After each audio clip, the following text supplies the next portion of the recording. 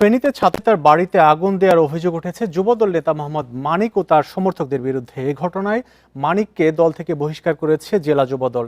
এদিকে জিজ্ঞাসাবাদের জন্য তিনজনকে আটক করে পুলিশ। শুক্রবার রাতে সদর উপজেলার উত্তর ফতেহপুর এলাকায় ছাত্রদল নেতা সাইফুদ্দিন শিবলুর বাড়িতে আগুনের ঘটনা ঘটে।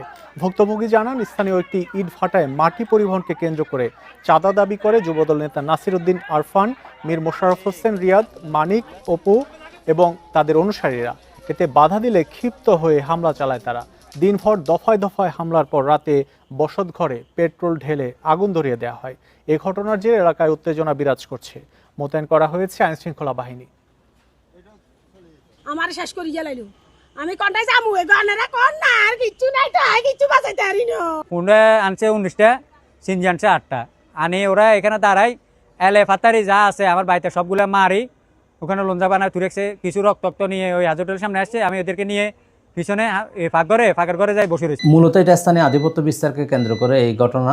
আমাদের পুলিশ এবং ফায়ার সার্ভিস সাথে সাথে গিয়ে আগুন নিবৃত্ত করে এবং এর সাথে জড়িত কয়েকজনকে আমরা ইতিমধ্যে আটক করেছি।